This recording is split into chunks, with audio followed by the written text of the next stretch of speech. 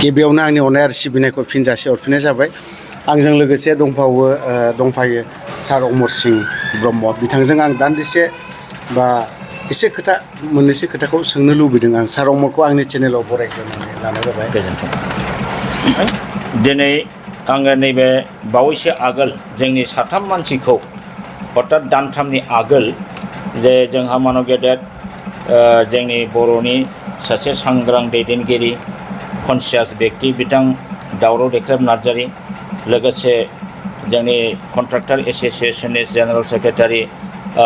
बिक्रम सिंह दैमारि, लोगोसे जोंनि मानव गेदेर हितेश बसुमतारी एक्स MLA बिथांमोनखौ सानसेयावनो बे साथाम मानसिखौ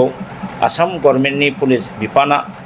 बिना केसै बिना एजाहारै बिना माने दाय गैयालासेनो बिथांमोनखौ हरखाबै हमनानै लाबोनानै जेलाव दोनफैयो। आरो बे हमनायाव बिथांमोनहा जेबो केस गैया,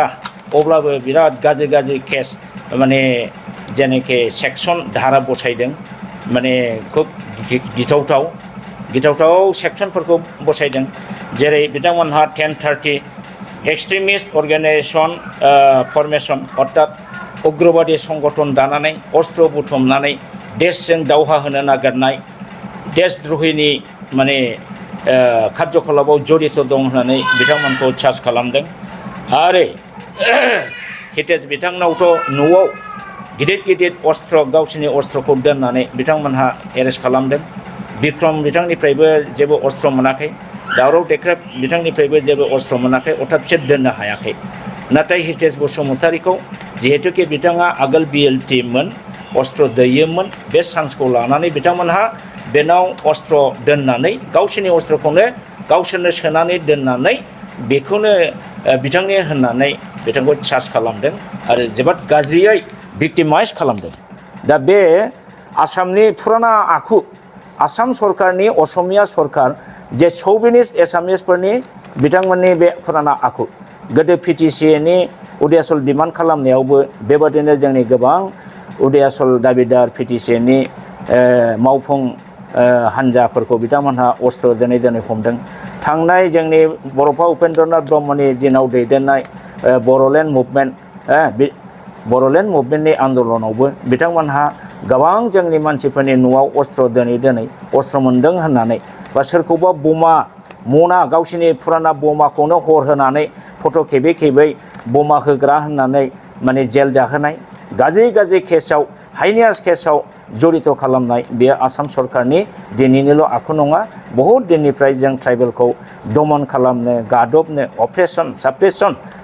बेबादि खालामनो थाखाय बिथांमोनहा मावबोगासिनो दङ। आरो बे एखे आखलै बिथांमोनहा दाखालि साथामखौ थांनाय जानुवारिनि 7 जानुवारियाव हमनानै लाबोयो आरो 90 दिन प्राय 91 दिन जादों गखालिजों। 8 थारिखआव बिथांमोनहा गयो आरो 8 थारिखआव आं निजेबो मेजिस्ट्रेटनि खाथियाव जोङो थांनानै जयैनो गोबां मानसिफ्रा जामिननि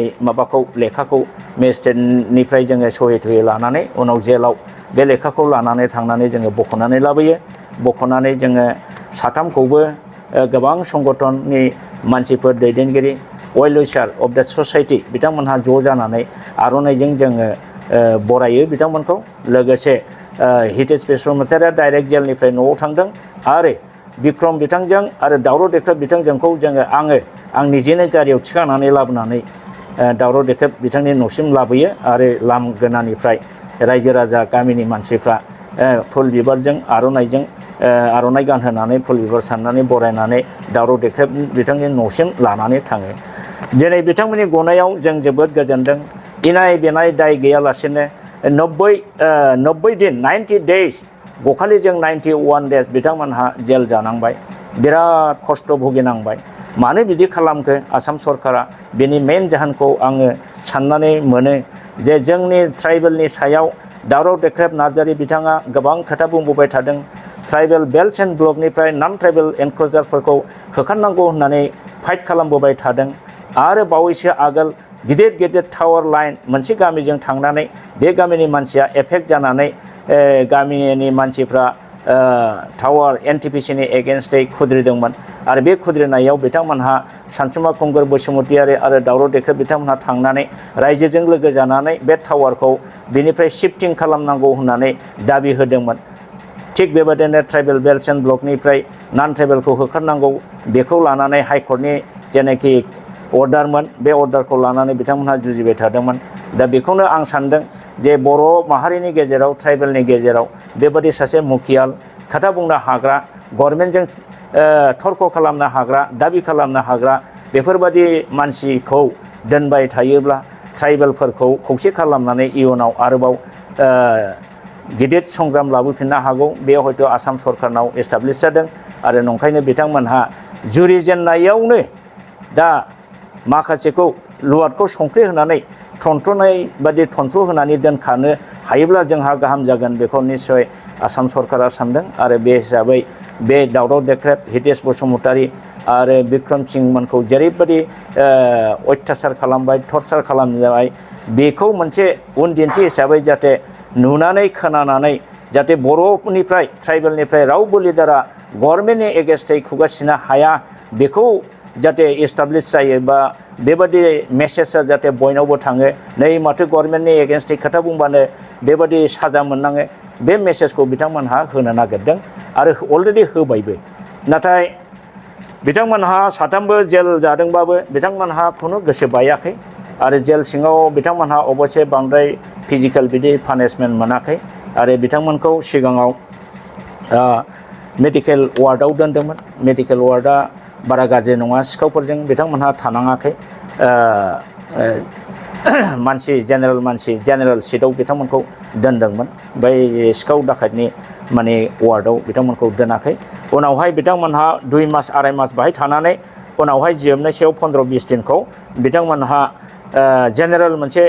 साबसिन रुमाव लाबोयो आरो बे साबसिन रुमाव थानो मोननायाव बिथां दावराव देख्रेबा फोरमायनाय बादिब्ला बेहाय एसे साबसिन रुमावसो थानो मोनदों 6 जनै मोनसे रुमाव ज' थानानै खोथा बाथ्रा रायलायनो मोनदों सावरायनो हादों दै गुदुं अर गुदुं बिथांमोनहा नांगौबानो मोनदों होननानै फोरमायदों। दा जाय हक बिथाङा खुनु गोसो बायाखै जोंहा बिथां हितेशआबो खुनु गोसो बायाखै बिक्रम सिंह दैमारियाबो गोसो बायाखै बिथांमोननि टारगेटआ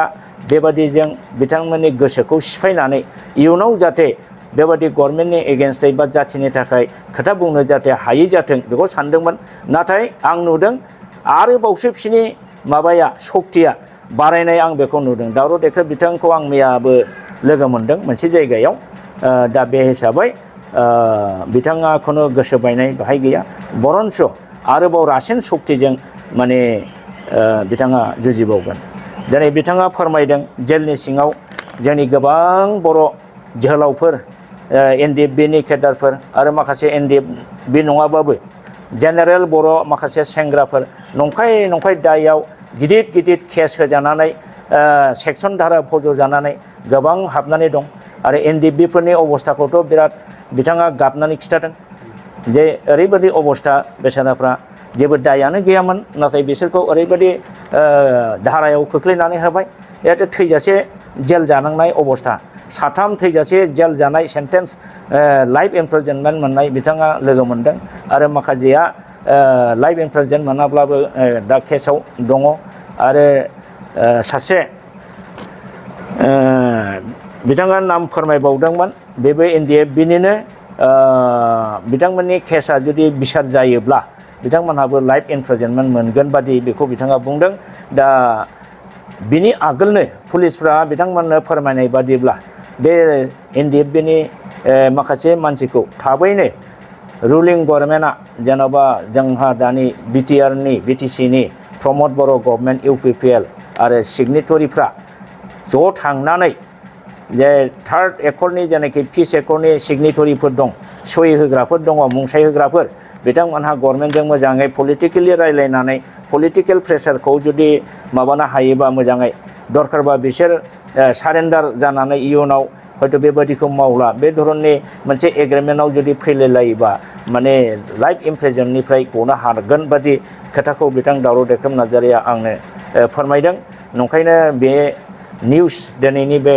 मिडियानि गेजेरजों आं बेखौनो खावलायगोन जोंनि सिगनेटरिफ्रा बिटिसि पिस एकर्डनि बिटिआर पिस एकर्डनि जेनाखि सिगनेटरि दं बिथांमोनहा थाबैनो ज' जानानै बे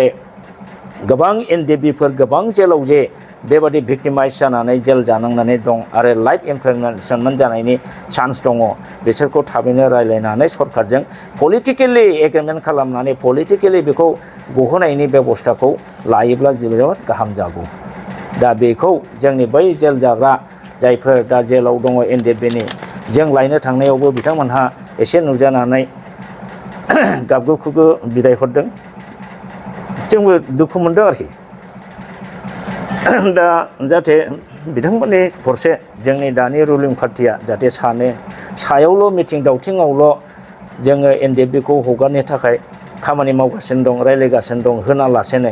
गमामायै सैथो भाबै जाहाथे बिथांमोनहा आवगायनानै सेन्ट्रेल गभर्नमेन्ट स्टेट गभर्नमेन्ट बिसेसकै हिमन्तजों मोजाङै रायज्लायनानै बेखौ पलिटिकेल मोनसे एरेन्जमेन्ट खालामनो नाजायोब्ला बे गाहाम मेल मिटिङावल' बुङालासेनो बा प्रेस मिडियायावल' बुङालासेनो बिथांमोनहा बे खामानिखौ मावनांगौ खारन जोंनिनो मोनसे समाव हारिनि थाखाय नांनानै ओंखारनाय फिसाफोर बिसोरखौ जोङो जुदि जोंनि लिडारफ्रा दैदेनगिरिफ्रा बा गभर्नमेन्टआ जुदि एसे अनसायाबा मदद होआबा इयुनाव आरो राव फाग्लायाबो जाथिनि थाखाय बारसोमगोन जों बेखौ साननो हाया बे मोनसे गाज्रि जोंनि थाखाय उदाहरन जागोन बेखायनो आङो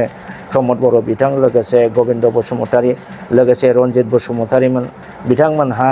खालि प्रेस मिडिया मेल मिटिङावल' लेक्सार डायलग होआलासेनो प्रेक्टिकेलि बिथांमोनहा गहोनायनि डायलगखौ गभर्नमेन्टजों जाहाथे थाबैनो सुरु खालामो बेखौ आङो गोसो सिंनिफ्राय खावलायबाय थ' जोंनि सार अमर सिंनिफ्राय जाखिनि बाथ्रा खोनासंनांगौ बा जाखिनि बाथ्रा बेखिनि बाथ्राखौ नोंथांमोना मिथिबाय जानांगौ थ' आं सार अमर सिंखौ आं बेखिनियावनो आंनि चेनेलनि दान्दिसे सम होनायनि थाखाय हामबाय होननानै बुंदों थ' आं भिडिअखौ बारा गोलाव खालामला बेवहाय दोनथ'बाय जय बर'